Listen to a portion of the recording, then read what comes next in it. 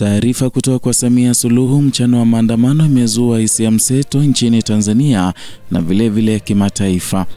Ujambo na karibu, na kumbuka kusubscribe.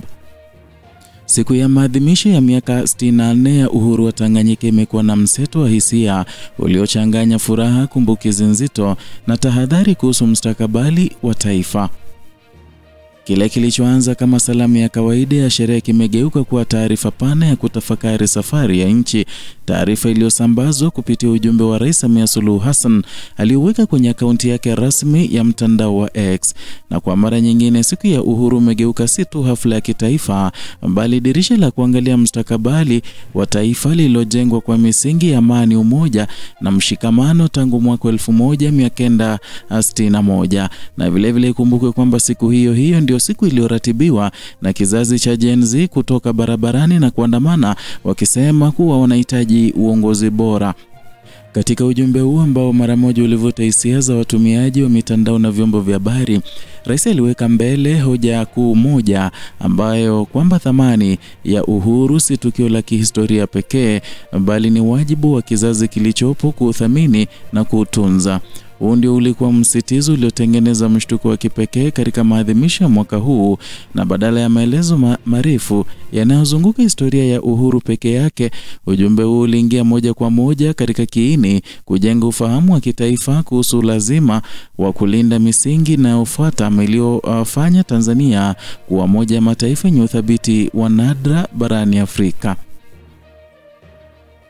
Na katika masaa ya kwanza baada ya kupakiwa, ujumbe huu ulisambaa kama kilio cha tahadhari kinachoikumbusha jamii kuwa safari ya uhuru haijawahi kuwa kazi ya siku moja. Ilikuwa ukumbusho kwamba safari ndefu ya kujitoa kwa uanzilishi wa taifa, kuanzia harakati ya kupinga ukoloni hadi kuunda muungano wenye sura ya kipekee, iliujenga msingi ambao leo unachukuliwa kwa urithi wa thamani isiyo na kifani.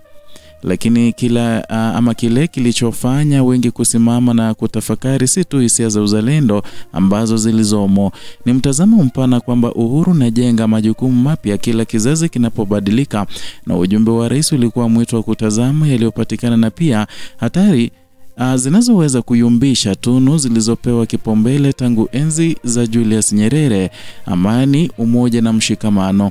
Ni tunu ambazo zimekuwa nguzo za utulivu wa taifa, zikitofautisha Tanzania katika bara ambalo mara nyingi limekuwa likikabiliwa na migogoro ya ndani na mipasuko ya kijamii.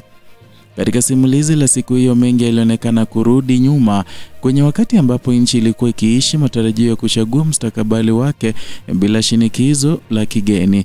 Na wakati huo, uwezo wa kuamua na kutekeleza mipango ya kitaifa bila utegemezi uliotamalaki ulikuwa ndoto kuu ya viongozi wa mwanzo. Ndoto hiyo, kama iliyoainishwa katika ujumbe wa leo, ndiyo kiini cha maana ya uhuru.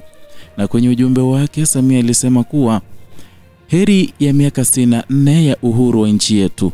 Tunamshukuru Mwenyezi Mungu mtukufu kwa hatua hii kubwa. Tunapoadhimisha siku hii muhimu, tukumbushane umuhimu wa kuendelea kulinda tano za taifa letu la zamani la amani, umoja na mshikamano. Tunu hizo ndizo msingi wa mafanikio ya safari yetu, ambayo ni mfano wa kipekee Afrika na dunia kwa ujumla. Matunda ya uhuru wetu yanaendelea kudhihirika katika uwezo wetu wa kuamua, kupanga na kutekeleza mipango yenye manufaa kwa wananchi na yenye kulinda maslahi ya taifa letu. Haya ndiyo matunda ambayo waasisi wa taifa letu waliyapigania na ambayo daima tutayalinda. Tufurahie, tujivunie, tulinde na tuudhamini uhuru wetu. Mungu ibariki Tanzania. Ujumbe wake Samia Suluhu ambao kidogo ulikuwa umewasha moto katika mitaa mbalimbali na haswa mitandaoni. Kwa miaka 64 Tanzania imepitia hatua mbalimbali za maendeleo, na Rais Samia Suluhu alisisitiza kwamba hatua hizo si bahati mbaya, bali matokeo ya uwezo wa taifa kujiamulia mambo yake. Salamu hii iligeuka rejea ya nguvu inayotokana na kuendelea kwa misingi ya utulivu na nidhamu ya kitaifa. Katika historia ya mataifa mengi ya Afrika, miaka kadhaa ya baada ya uhuru ilishuhudia kuyumba kwa mifumo ya uongozi na kushuka kwa uthabiti wa kijamii. Lakini Tanzania kwa kipindi chote hicho imejenga rekodi na utajwa kuwa mfano wa pekee Afrika na hata duniani. Na katika ujumbe huo, safari hii ilielezwa kama urithi uliofanywa kuwa imara na kizazi baada ya kizazi, urithi ambao ulitokana na misingi ya maono ya waanzilishi. Na katika kuanzia matundu ya uhuru, simulizi hilo lilirejea mafanikio yanayoonekana leo, mfumo wa maamuzi ya kitaifa unaoweka mbele maslahi ya wananchi, mpango wa maendeleo unaojengwa kwenye msingi wa kujitegemea, na uthabiti wa kisiasa unaoruhusu taifa kusonga mbele bila kuyumba kwa misingi yake. Ilikuwa ni kumbukizo kwamba dhamira ya uhuru si tu kupinga ukoloni, bali kujijengea uwezo wa kupanga na kutekeleza ajenda za maendeleo zinazowiana na mahitaji ya watu wake.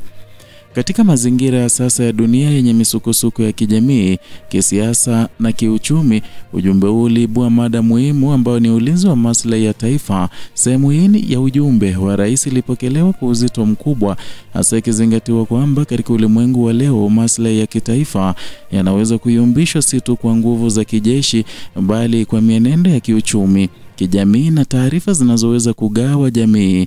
Kwa msitizo huo, salamu hiyo ilipata tafsiri pana zaidi kuliko salamu za kawaida za kitaifa. Hata hivyo, uhalisia unaotazama kupitia ujumbe huu haukukaa peke yake ndani ya mpaka ya historia ya miaka 64. Ulipanuka na kugusa suala la kutunza amani kwa vitendo, na katika miaka ya karibuni mijadala mingi imeibuka kuhusu changamoto za kisiasa zinazoweza kuathiri mshikamano wa jamii. Mabadiliko ya kiuchumi, kasi ya maendeleo ya kiteknolojia, ongezeko la mijadala ya mitandaoni na mazingira mapya ya kisiasa yanayobeba matarajio mapya kwa wananchi. Kwa kusisitiza umuhimu wa kulinda amani na kuthamini umoja, ujumbe huu ulizungumza na hali halisi ya leo, halisi inayohitaji uangalizi wa taifa lote. Kadri maadhimisho yalivyoshika kasi, simulizi kubwa zaidi ilijikita kwenye namna Tanzania imeendelea kuwa kisiwa cha utulivu katika ukanda wa Afrika Mashariki na Kati. Na katika kipindi ambapo baadhi ya mataifa jirani yalipitia misukosuko ya mfululizo, Tanzania imekuwa kituo cha diplomasia na amani. Huu ni msimamo uliojengeka kwa bahati nasibu, bali ni matokeo ya kuendeleza urithi wa misingi ambayo waanzilishi walihimiza kwa nguvu kubwa.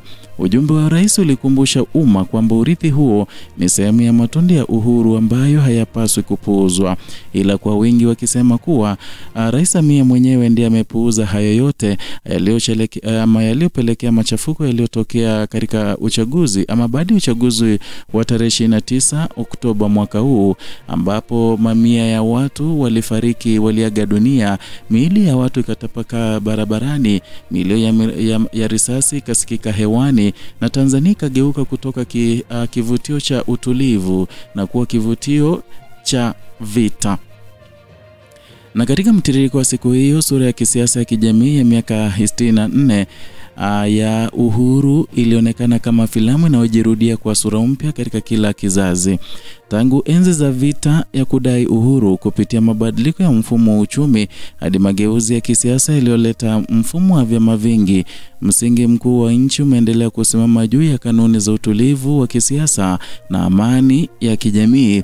Ujumbe wa rais ulionekana kama msisitizo kwamba mustakabali wa nchi utaendelea kujengwa juu ya misingi hiyo. Na kwa kuhitimisha salamu yake, Rais Samia alihimiza taifa kufurahia, kujivunia, kuthamini na kuendeleza uhuru. Huo ulikuwa mwaliko wa kitaifa kuangalia mbele kwa matumaini, huku kitafakari upana wa safari iliyopita.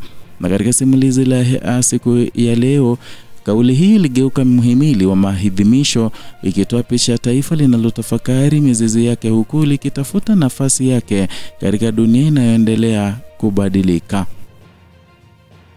Ndio hayo tuliokuandalia siku ya leo kutoka hapa Kenyascope. Zidi kutusaidia kwa kutusupport, kusubscribe, kulike na kushare video zetu.